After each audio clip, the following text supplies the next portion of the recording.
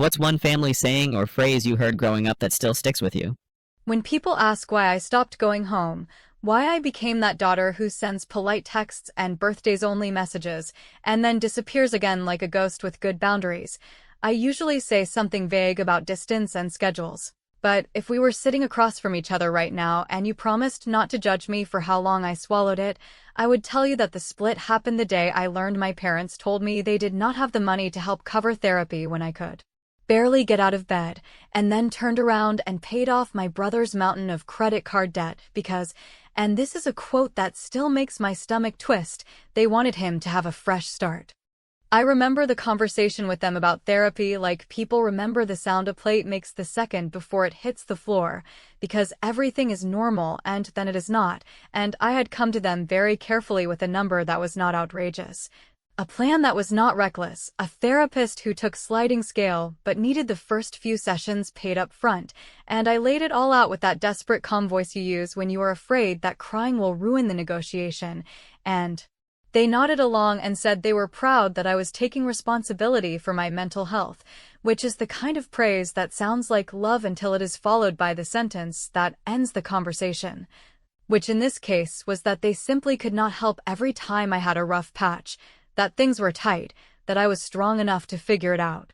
I did what I always do, which is make it work in the ugliest way possible, cutting out little things that used to make life feel normal, saying yes to freelance gigs I did not have the energy for, turning down plans. And when I finally sat on that couch and tried to talk about why I was waking up panicked and why everything felt like I was running late to something important, I could not shake the feeling that I was there on sufferance. Like my brain only deserved help if I could finance it in a way that did not inconvenience anyone, and you can tell yourself you are an adult and you do not need your parents' approval, but when you are sitting across from a stranger describing the night you realized you were not okay, it would be nice to know the people who raised you think your stability is worth a bill. The punchline came on an ordinary Saturday call with my brother Jason, who was upbeat in the way he gets when he wants to brag and make it sound like a confession, and he said he was finally out from under those awful cards. And I said good for you, thinking maybe he had consolidated or cut up some plastic, and then he laughed and said, no, Mom and Dad took care of it. They said I needed a clean slate or else I would keep tripping, and he said it like a joke. Like a kid who dropped a tray and had the cafeteria applaud, and I felt something in me go quiet. Not rage exactly, more like the click of a door you did not know was open. You know that thing where you start replaying old scenes and suddenly the lighting changes and you see who is holding the camera, because I could instantly list the rescues, the miraculous checks, the phone calls where Dad's voice got that weary tone about how family is family and you do what you have to do, and there I was thinking about the time I sold my old laptop to cover 2 sessions because the therapist said consistency matters and I had believed her. And in the same year they were floating Jason's rent because his manager was out to get him, and I am not saying I deserved a parade, but I am saying the math is not complicated. I did not confront anyone that day, and if that disappoints you, believe me, I wanted the big speech, the righteous monologue, but I could hear how that would be received, the deflections, the wounded tone, the accusation that I was jealous. Which is funny because envy is wanting what someone else has while believing you do not deserve it, and I have never believed I did not deserve stability. I just learned that asking for help made me a problem to be managed, so instead I did the only thing that felt like control. I started writing down the facts, dates, and decisions and phrases that could not be argued with later, not because I needed to prove I was right, but because I wanted to build a spine out of memory. My first small revenge was invisible and maybe petty, but it felt like breathing for the first time after a long time underwater, and it was simply this. I stopped volunteering information about my life. I stopped filling the silence. I stopped being the family's convenient update station, and when Mom asked how therapy was going, I said it was going, and when Dad asked if I had thought more about visiting next month, I said I was working on it. And when Jason texted me a screenshot of a new card offer with way too many exclamation points, I did not respond at all, because sometimes the most powerful thing you can do is remove the feedback loop that keeps everyone comfortable with their own story. I noticed how quickly they pivoted to Jason's progress and how easily they forgot I had asked for so little, and I noticed how my absence created a different kind of weather in our group chat. And the part of me that still needed to be liked kept whispering that I should be careful, that distancing would get me labeled ungrateful. But the part of me that was tired of paying full price for emotional scraps said, keep going, keep the boundary. Keep the records, because this time you are not going to fold the minute someone looks sad. The hook, if you want it blunt, is that the longer I stayed quiet, the more patterns revealed themselves, and the more patterns I recorded, the more leverage I realized I had, and I do not mean leverage like blackmail or revenge porn or anything ugly.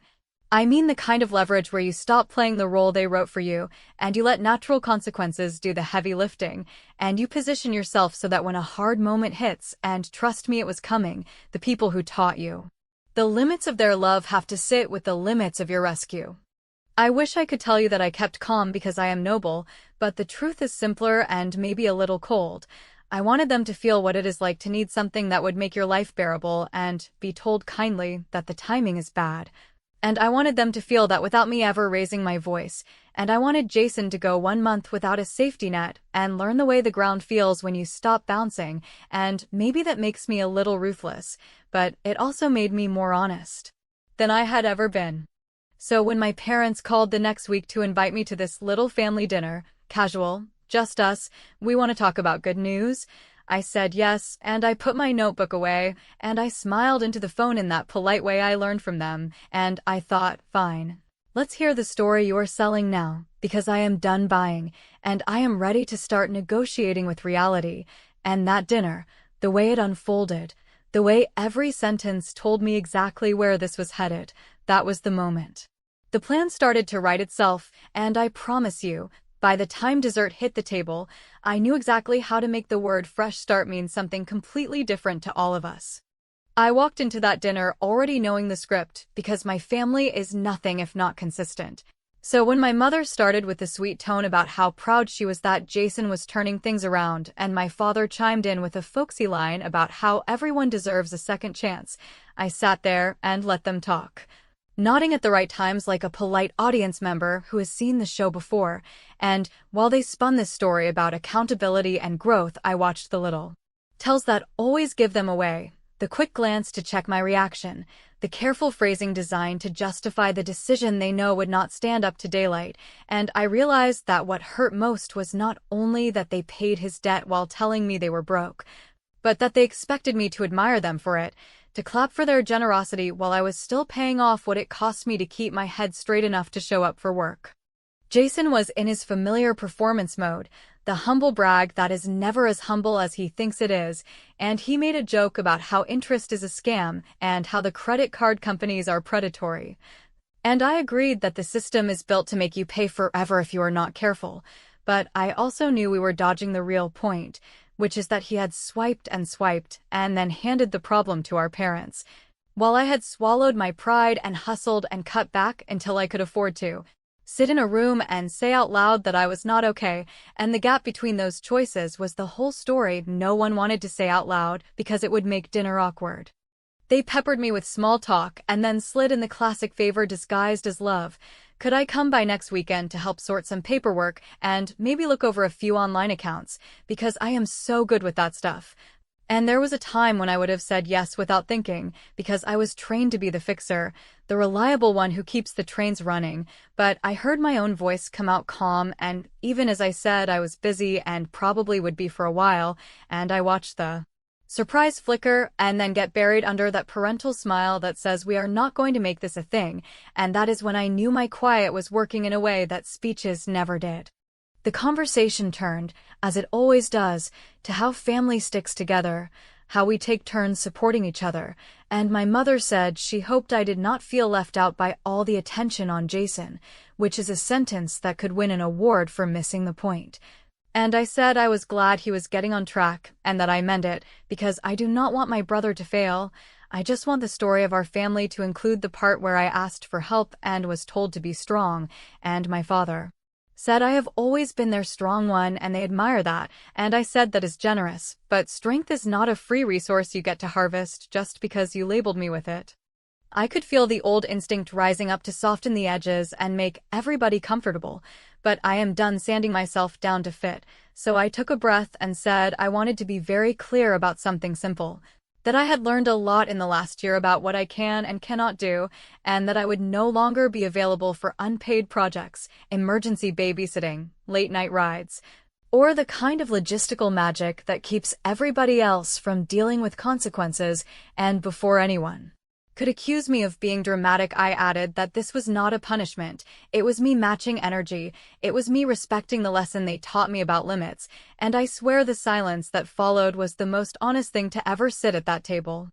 Jason tried to lighten it by cracking a joke about drafting a sibling contract, and for once I did not save him by laughing. I just told him I had sent a request through the payment app on my phone titled Fresh Start Fee.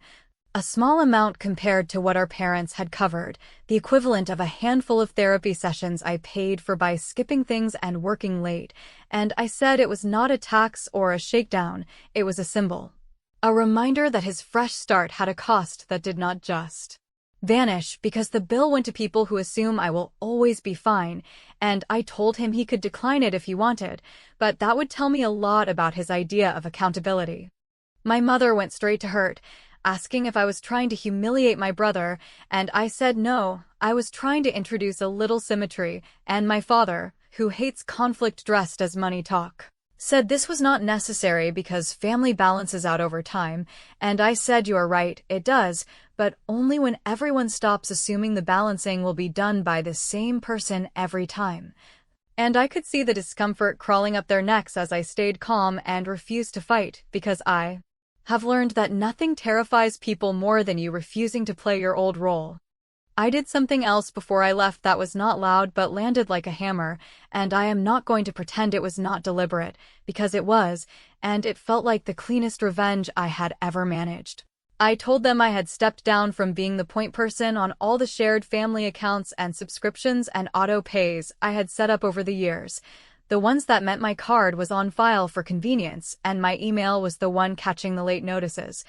and that I had transferred the administrative access to Jason since he was enjoying a fresh start and could use the chance to practice being responsible for the infrastructure that keeps a family moving. And I said I had already removed my payment information and set a reminder to ignore any automated messages that might still ping me by mistake. They tried to act unbothered, but the way my father stared at his plate and the way my mother started making a list out loud told me they understood what I had actually done, which was abandon the invisible labor that makes heroes out of the people who never do it, and I kissed my mother's cheek and thanked her for dinner and told my father I would send him a short email summarizing what had been moved so he would not have to guess. And then I hugged Jason and told him he could keep the request pending as long as he needed, because waiting is also a lesson. On the drive home, I felt the weirdest mix of dread and relief, because part of me still hates being the bad guy in anyone's story, but another part of me was finally breathing normally. And I promised myself that I would not break the boundary the minute someone sent me a sad message, and I kept my promises to myself for once, which is a new kind of loyalty I am trying to practice, and by the end of that week, when the first real test of my resolve arrived, I learned how right I had been to prepare, because the problem they had been pretending was under control cracked wide open, and the phone call that followed was the opening I had been waiting for, the one that would let me stop asking for justice and start making it. After that dinner, I stopped trying to win a debate and started building a policy, because I finally understood that with my family, you do not change behavior by delivering a perfect speech that covers every hypocrisy and gets nods from the jury. You change it by changing access and incentives and expectations in a way that is quiet and steady and impossible to negotiate at the last minute. So I went home, made tea, opened a blank document, and wrote out the rules I would live by going forward. Not because I wanted to punish anyone, but because I wanted to stop drifting back into roles that burn me out and leave everyone else strangely comfortable. And at the top of that list was a simple line I repeated to myself until it felt normal in my mouth. I do not co-sign. I do not front. I do not put my name, my credit, or my peace on the line for other people's emergencies. I tightened everything that had been loose out of convenience. froze my credit with all 3 bureaus so that no enthusiastic relative could accidentally use my information to speed something up, removed remained links from old auto pays that still had traces of my card hiding in a profile somewhere, cleaned up the forwarding rules that used to route every family notice through my inbox like I was running a help desk, and updated my emergency contacts at work so that if something ever happened, the first call would go to my friend Tasha, who knows the difference between an actual emergency and a guilt tactic disguised as concern. And each step made me feel a little bit less like a resource to be deployed and a little more like a person with a life that is allowed to be protected. I also stopped pretending that my career would magically take care of itself while I managed everyone else's fallout, so I took a certification my boss had been pushing me to do for years. I said yes to a stretch assignment that came with visibility and a bonus. And I made sure my progress was obvious without being flashy, because I wanted the family story about me to update itself to include a fact they have always skimmed past, which is that I am not surviving by grit alone. I am actually good at what I do and I earn well, and that matters because people who think you are barely holding on assume they can pressure you with guilt, while people who understand you have options learn that guilt has less leverage than they thought. Meanwhile, Jason slid into his next big idea, which was not a business plan so much as a shiny object with buzzwords and a referral code. And he pitched it to me over a long text that had all the confidence of a man who has never had the ground meet him without a trampoline, and I did something new, which was refuse to play consultant. I told him I was not the audience, that he should run it by a certified planner, or at least someone who would be financially involved in the outcome, and when he tried to bait me with a line about how I never support his ventures, I said the truth in one sentence, that support is not the same as underwriting, and I left it at that. The more I backed up my boundaries with actual systems, the quieter my parents got about little favors, which told me they had always counted on a haze of vagueness to slide requests past my better judgment, and then the hints about their house started dropping. The roof that had been fine for now was apparently not fine for long, and their retirement math did not look the way they had hoped, and I listened without problem-solving, because I was not going to get trapped in the role of the responsible child who patches holes with her own time and money while being told she is strong and independent. So I asked questions like a normal adult would ask. Did you get fresh quotes? Did you call the insurance carrier? Did you decide who will be project manager? And when they said they were thinking I might take points since I am so organized, I smiled and said Jason has admin on everything now, and this would be a great chance for him to lead.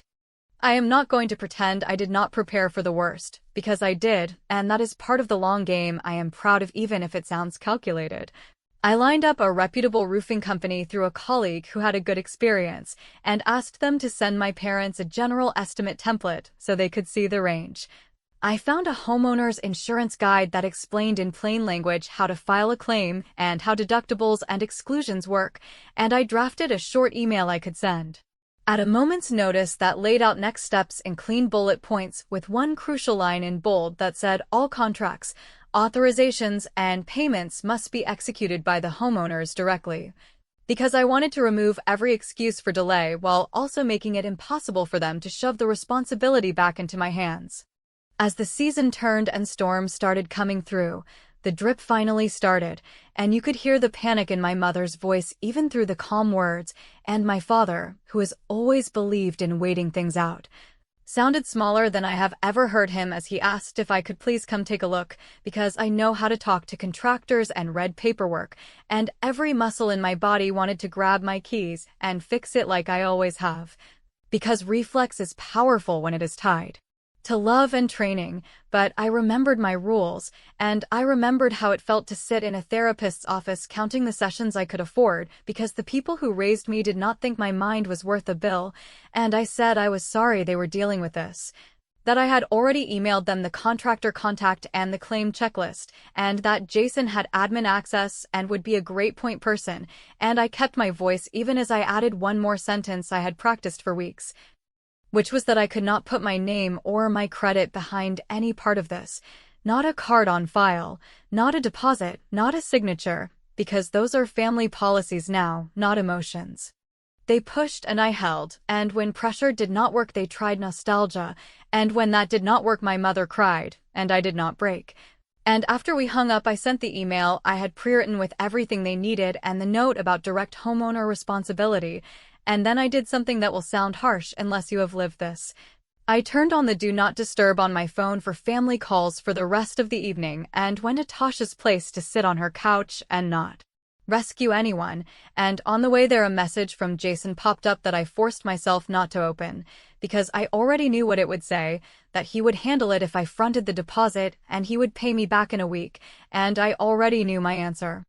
When I finally opened that message the next morning, it was not what I expected. It was a screenshot of a financing application with my name half filled out and a casual question about my social, followed by a line about how this is just faster. And my stomach dropped in that familiar way and then steadied, because my long game had been waiting for exactly this, and I typed one simple reply that would make the next part unavoidable, told him he could go ahead and submit whatever he wanted. Because my credit was frozen solid and any attempt to move without me would light up alarms, and if he needed a fresh start so badly, he could begin with learning what the word no actually means, and as I hit send and watched the typing bubble appear, the doorbell rang, and it was my father at my apartment unannounced, which is something he never does, and he was holding a folder that looked official, and that is where this turned from a boundary lesson into a confrontation I had been avoiding for years. My father standing at my door with a stiff folder in his hands looked like concern dressed up as paperwork, and before he even sat down he started talking in that steady voice he uses when he wants me to be reasonable, explaining that the roof situation had evolved, that the contractor wanted a deposit, that the credit union had a simple home equity form ready to go, and that all they needed from me was a quick signature as co-borrower because my credit score would secure a better rate and it would only be for a short time, which is the exact phrase people use when they plan for you to carry the weight as long as it takes, and I listened without interrupting because I needed him to finish the entire story before I answered, not to be dramatic, but because I wanted no confusion about what I was saying no to. I told him clearly and calmly that I was not signing anything, not today, not later, not as a favor, not as a bridge, not as a gesture, and I reminded him, without heat, that I had put policies in place for my own sanity after a very long season of being everybody's backup plan, and those policies included not co-signing, not lending, and not fronting deposits for other people's responsibilities. And I said that I understood they were stressed and scared and tired of the problem and that I had empathy, but that empathy was not a credit line, and love was not collateral, and I would not be moving my boundaries because he arrived in person with a folder and a worried face. He tried the greatest hits because they have always worked before, the speech about family being a team, the story about how they supported their own parents without complaint, the line about my being the strong one who understands how to navigate these things. And when I did not move, he reached for the old wound and suggested that maybe my therapist had made me selfish, which landed like a slap, and I swallowed the reflex to defend my choices and simply said that the therapist taught me to stop negotiating my oxygen mask, and that saying no when you cannot afford the yes is not selfishness, it is adulthood in plain clothes. He opened the folder and slid the form toward me with a pen the way you would place a glass of water in front of someone who is clearly thirsty, as if proximity might weaken my resolve. And I handed it back and told him something I had not planned to say but came out clean and final, that I had prepaid a block of therapy sessions for the next year, using the exact amount they once told me they could not spare, and that this was not a dig or a stunt. It was me investing in the one thing I had learned keeps my life steady, and that every time I sat in that office I would be reminded that I chose myself first this time, and that I would not be disassembling that choice to fix a problem created by choices that were not mine.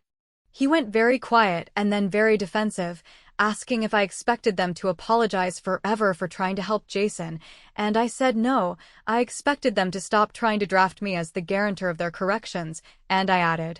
because I am done editing the truth to keep the peace, that I had already filed extended fraud alerts with all 3 bureaus after receiving Jason's little message asking for my social, which meant any attempt to open credit in my name or with me attached would trigger verification calls and stall out, and that I had also sent written letters to the credit union and the contractor stating clearly that I am not a party to any agreement and am not to be contacted for payments or authorizations,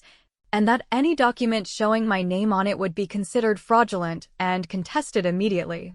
He accused me of treating my own brother like a criminal, and I said I was treating my own name like an adult's name, and that if Jason wanted to be the head of household he loved to cosplay, he could learn how the grown-up systems work,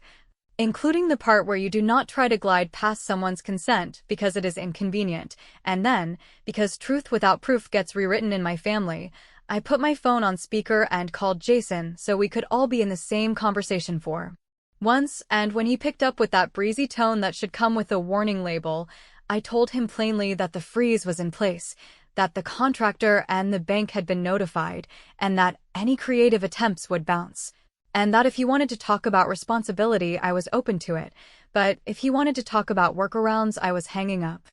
Jason went straight to bluster about how I was making everything harder for everyone, which is the refrain of people who have never paid the hidden costs themselves, and I did not argue. I just repeated the rules and invited him to step up. And then I told them both, because I wanted it said out loud and on record, that I would not be at the house this week, that I would not be answering rapid-fire texts, and that I had already sent them an email with a step-by-step plan that required nothing from me but would get the roof addressed if they followed it. And then I ended the call and watched my father stare at the table like he was reading the grain for answers that were not there.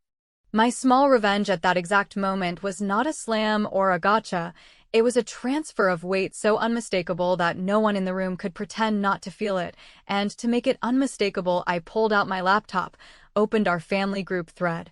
and posted a short, clear message that I read out loud before I hit send, saying that I love them, that I wish them well, and that in light of past decisions I would be sticking to future policies, which meant no co-signing, no loans, no emergencies routed through me, and that any bills paid by me this year would have one line item only, the therapy I was finally giving myself without apology. And then I left the thread on mute and closed the computer, because I was not going to babysit everyone's reactions like a hall monitor.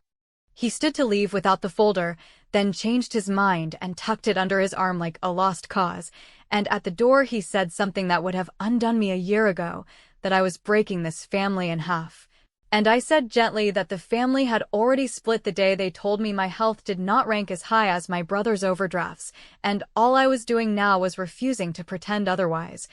And I told him that if they needed a statement for the bank they could write this down instead of my social, that their daughter learned to stop treating herself like a spare part. That night the consequences started landing in quick succession, a voicemail from the contractor saying the deposit had not cleared and they would be pausing the schedule, a text from my mother asking if we could please talk because this felt bigger than a roof, and finally a string of frantic messages from Jason that began with insults and ended with a panicked note that his big investment move had just tanked and he needed a place to crash for a while until the dust settled, and I stared at the screen and felt the old panic try to climb back up my spine, and then I set the phone down and poured myself water and waited, because I had known a moment like this would come, and because the final move had already started lining up in my head. And if I executed it carefully it would end this cycle cleanly, and the next morning, when the first call came from a number I recognized all too well, I answered with my voice steady and my plan ready. The morning call was from my mother, because of course it was, the voice that could pivot from cheerful to breaking in one breath. And she said they were at the point where the contractor would walk if the deposit did not clear by Friday, and the bank had come back with a rate that was not what they expected because the house equity was not as strong as they had believed. And she started to slide into the familiar rhythm where I step in and make the scary pieces behave, but I did not pick up the tools this time. I told her I had already given them everything I could give that did not set me on fire, and that I was sorry they were in this spot, and then I asked her a question I had never asked, because I was always so busy fixing, which was whether she had asked Jason for a commitment in writing to cover a set portion of the cost on a schedule that did not depend on vague promises, and the pause at the other end was long enough to tell me she understood what I was doing. I was tilting the floor so that the person they rescued had to stand upright on his own legs. Jason called a minute later full of noise and urgency, and those throwaway little insults he uses when he wants to shake me into action. And he said he was between places because his investment had cratered and his application for the apartment he wanted was hanging, and could I spot him a security deposit and maybe put my name down as emergency contact because the landlord was being picky and wanted a stable point of contact. And even though I knew it would be a mess, I kept my tone level and told him the same answer I had told everyone for months, that I do not co-sign and I do not front and I do not play guarantor in other people's emergencies. And then I added a sentence I had prepared with more care than anything else I have said in this entire mess, that I had already reached out to the property manager he was chasing because she is a friend of a friend from my office, and I told her the truth. That my credit is frozen and my policy is firm, and that any application listing me or my information should be treated as incorrect, and I suggested in the same breath that she consider a different tenant if the application required scaffolding to stand, because while I wished him well, I would not be the scaffolding anymore. If you think that sounds brutal, imagine the last few years played at double speed and you will see it is not cruelty. It is a correction of a story that had always been written with my time and my peace as invisible ink.